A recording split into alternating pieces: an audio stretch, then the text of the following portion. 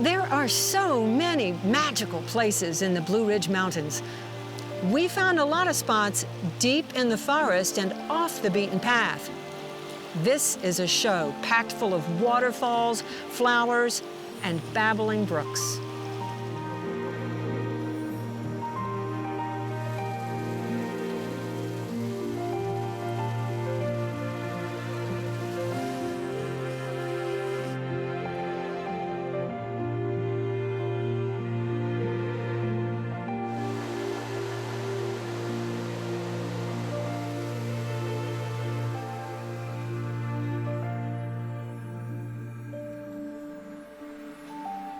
A hike in the mountains can bring a multitude of surprises.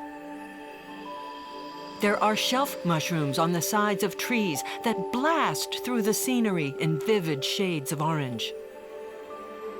In the spring, there are flowers tucked behind thickets of rhododendron with names like Dutchman's pipe, bluet, and trillium. These are all native Georgia plants, some with their heads bent, hiding their beauty from those who don't know where to look. You may come across a waterfall. Big and majestic, but not on any paved path. The water just appears, roaring its power, splashing the forest, not caring if anyone sees it. This is the middle of nowhere. The spectacular display is not on some official waterfall list. All we know is that we're somewhere in the far northern section of the Chattahoochee Forest.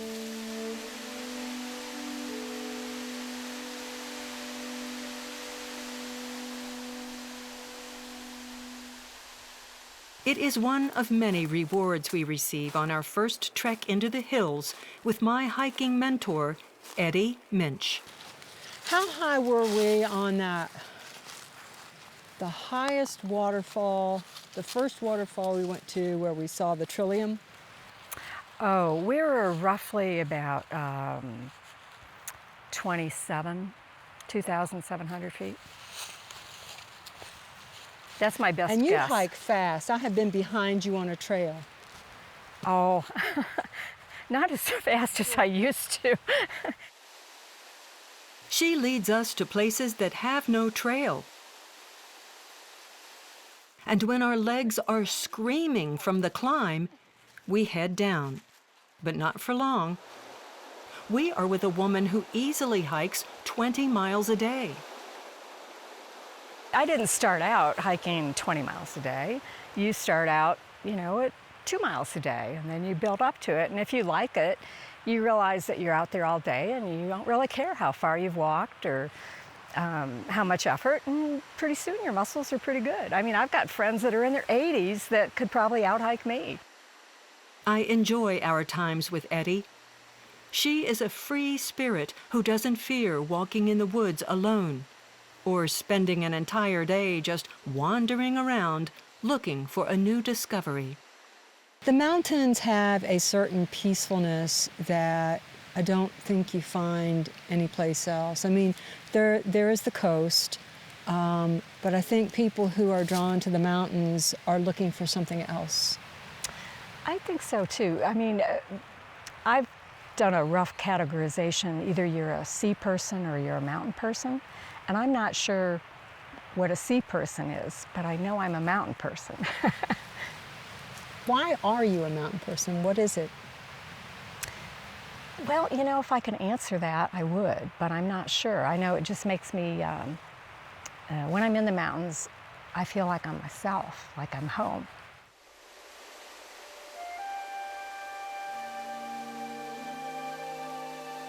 Sometimes her hikes have a good dose of danger. To get to a little waterfall few people know about, we had to hug a rock wall and think twice about where to step next. At times, there is really just one place to put your foot without sliding. and I begin to wonder what the heck I'm doing here. Then there is the realization that this is a secret place, Eddie's place, and we are privileged to see it. Our last stop with Eddie is miles away from where we began. We end at Denton Creek Falls off Tallulah River Road in Rabun County. And there is a trail. You can go here on a hot summer day and ditch the weather, forget about work, or those nagging chores we all have resting in the back of our minds.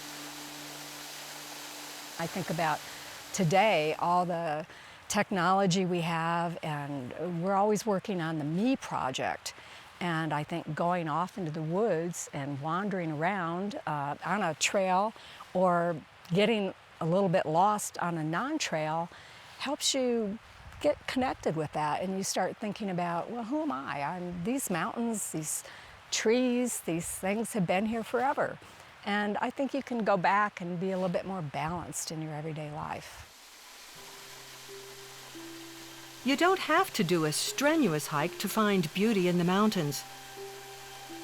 The Tallulah River delivers pleasure at every turn. The river actually begins in North Carolina and travels through Rabun County before it forms the Tallulah Gorge. The upper river basin rolls down the mountain along a dirt road. For those who can't climb or don't have time to explore, this river is a photographer's paradise. There is a picture every 2 feet. It really doesn't matter what time of year you go. When temperatures drop, the scenery transforms into a glistening wonderland.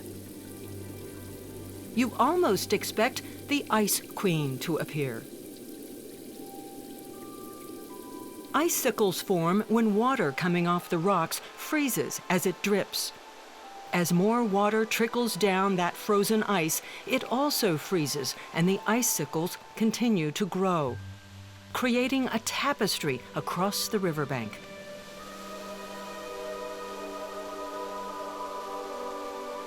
In some ways, this is the best time to visit. There are places to camp along the river, and when it's this cold, there are no mosquitoes. There is another treasure in the mountains. While we tend to think of wetlands in the lowland, they do exist up here. They are called mountain bogs, but it is doubtful you would ever find one on your own. Every time you come up to a mountain bog, the colors are a little different. They're spectacular. Mincy Moffett, a botanist with the Department of Natural Resources, has promised to guide me to great beauty and vivid flowers. To walk around or you can walk through? I've done both. I'm tired of trying to walk around because I always fall in the mud and get about as wet. But you can watch me and see whether or not you want to do it. This should have been my first warning. I guess I'm just gonna walk right through. Mincy insists it will be gorgeous and we don't have far to go. Mincy, you Yeah. didn't tell me to bring boots, dude. I told you there was muck. Yeah, but you didn't say I was gonna walk through water and mud all at the same time. Oh, wait a minute now, come on. With tennis shoes soaked and a chill in the air, I follow Mincy to my first mountain bog. Where's the beauty of the bog I keep hearing about? Are you saying this is not beauteous? I'm not feeling the beauty yet. All right, we're dealing with a neophyte. Finally, a glimpse of what Mincy promises, a lobelia, pretty blue in the midst of muck. Then eupatorium, a native species that attracts butterflies. Hey, what's this? This pretty little yellow, orange flower. That's a native impatiens. That's a Really? impatiens. That doesn't look anything like the things I plant in my yard. Carrie, is there another way to get around? I think this is too deep for them to... You We come to a crossroads of sorts. There doesn't appear to be any way through here except to venture into deeper mud.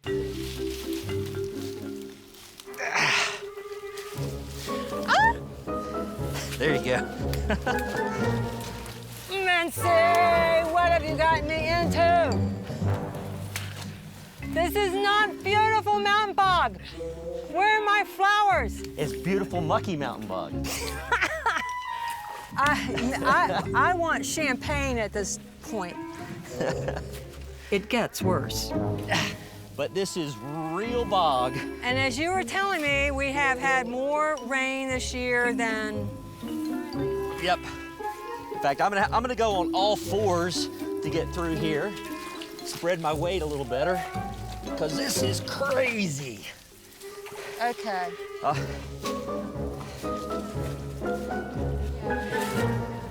Okay. She's gonna so cheat and not go.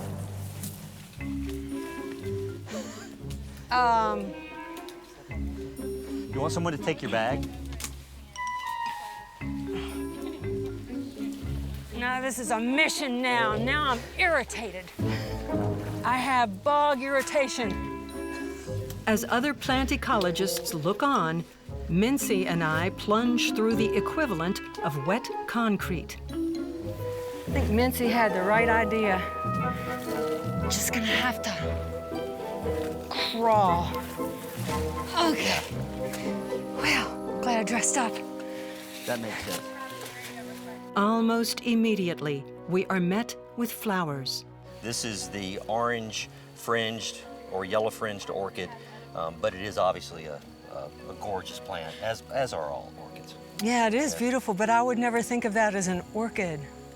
As you begin to look around, a very special world reveals itself.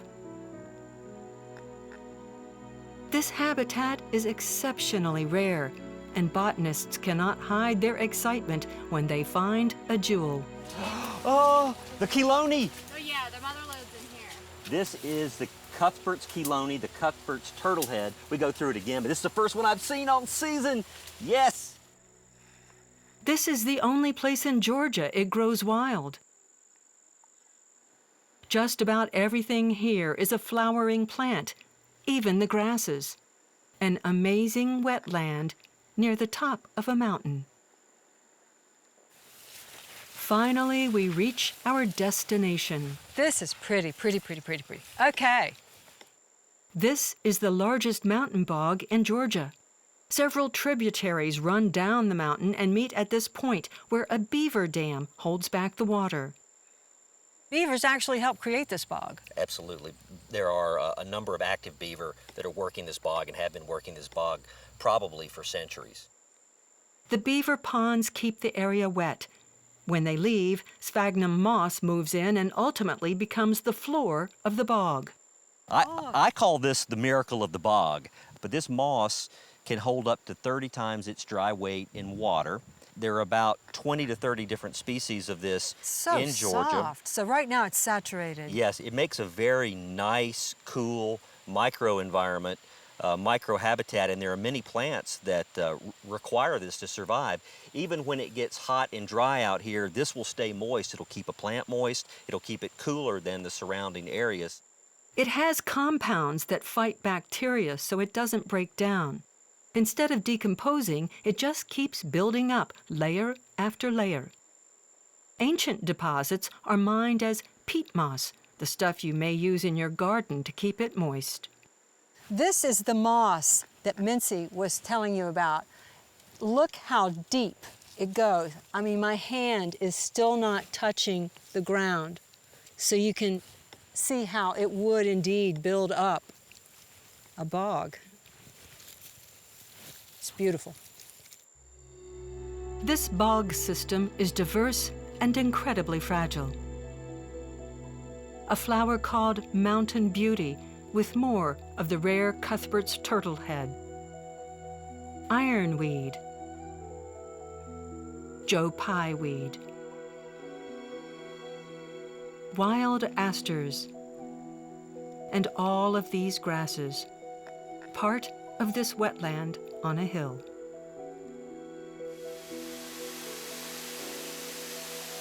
Far below the bog is a waterfall with such difficult access, I would not encourage anyone to try hiking down. Located in a remote area, there is no trail, and getting to the bottom is a slippery, difficult task. But oh, the beauty. Another secret spot hidden in the woods.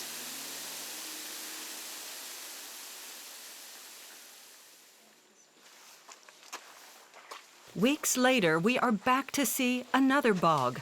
And if we look worn out, it is because all of us just climbed more than 3,000 feet straight up a mountain. We are with plant conservation volunteers who want to keep the bog clear of invasive weeds and open it to more sun. Here we find jewel weed, lush stands of ferns, and some creepy crawly fellows who make a living here.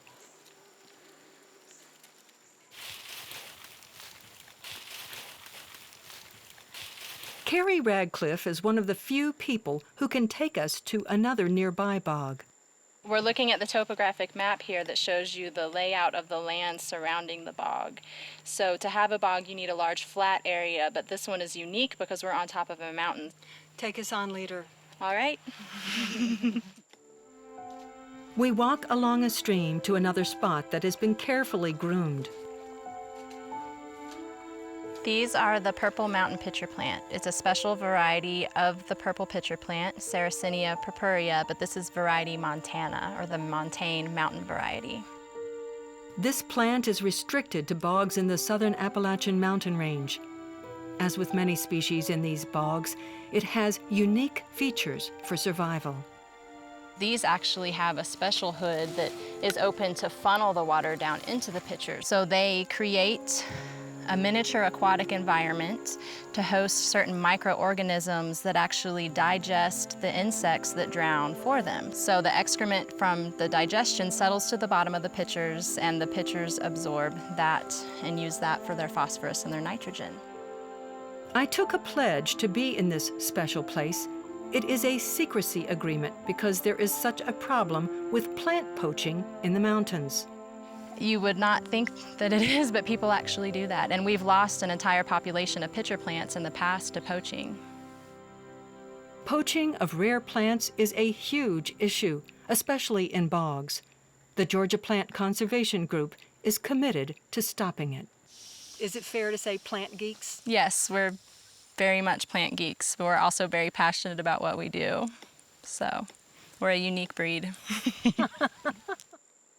Where some may see nothing but weeds, plant lovers of the world see cures for diseases, compounds to use in technology, a rainforest of possibilities.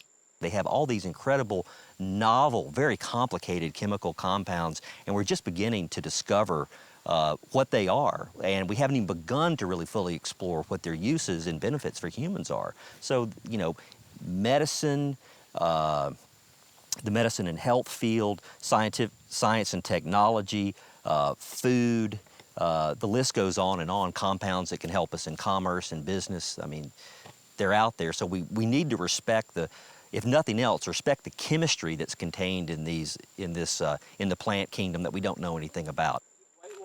Back at the main bog, University of Tennessee is taking core samples. Geography professor Sally Horn says mud from these undisturbed places holds many secrets from the past. Might be 5,000 years old. Look, there it is. Thousands of pollen grains telling us about past vegetation, little charcoal particles telling us about fires. The reason we were initially invited out here is because these are very special places with rare and endangered plants. They also have a special history, and they are able to capture the history not only of the bog, but we'll be able to tell folks about the surrounding vegetation and how it's changed over the time period covered by the mud. Sally Horn believes this bog is 10 to 12,000 years old, and this dirt will tell her what was once here. Secrets of the mud. I think we could write a song, 99 centimeters of mud in the tube. 99 centimeters of mud. But how did all this evolve? To find out, we took a side trip with Bill Witherspoon, co-author of the book Roadside Geology of Georgia. He's not kidding around. He tells the story of Georgia's mountains from the highway. First stop, Georgia 136. So why is this so significant to you as a geologist? What does this say? Well, these are part of layers of rock that extend all the way to the center of the continent. And these layers of rock were put down in a shallow sea that was covering the North American continent 500 million years ago. Geologists often refer to Pangaea when there was just one landmass. Radiocarbon dating rocks and fossils from the continents convinces them that the Earth was once in puzzle pieces that were shifted repeatedly over millions of years. Geologists say rocks higher up in the mountains were shoved on top of this layer when the continents collided. Caused by this collision, pushed by the collision, when Africa ran into North America. So Pangaea was created when continents came together about 300 million years ago and to 275 million years ago. So there were just many, many earthquakes. Anytime you see a mountain range, think thousands and thousands and thousands of earthquakes, small and big. It happened every time the rocks moved a little bit, there was another earthquake. Every time the rocks broke up a little bit, there was another earthquake. On the road to Carter's Dam, exposed rock actually looks like it was formed in layers. So the layers of rock were actually bending as this was moving into place. And so we can often see these kinds of folds. And sometimes you'll see layers of rocks that have been tilted up even vertically. He says the only reason we have the scenery of northwest Georgia is because the heat and pressure from all that land shifting and bumping created rocks tough enough to withstand the moving earth.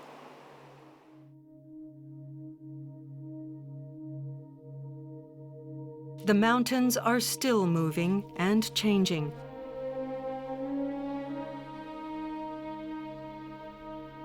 Only now it is the force of water that will create new valleys or wear down the rock.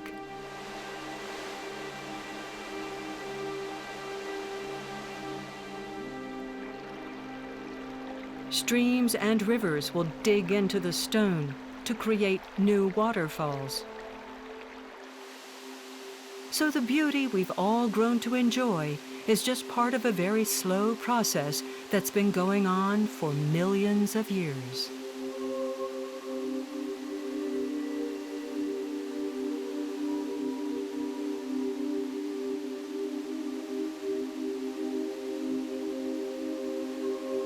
Famous naturalist John Muir said, "Thousands of tired, nerve-shaken, over-civilized people are beginning to find out going to the mountains is going home, that wilderness is a necessity." You know, I'm not a particularly religious person, but I think there's a certain spiritual quality and a certain nature has such a great design that, you know, when you look at the micro and the macro, it's a very different thing. Maybe that's it. Maybe that's part of the mountains. The sea I find monotonous. It's beautiful, but it's monotonous. And the woods and the mountains, there's always something different to look at.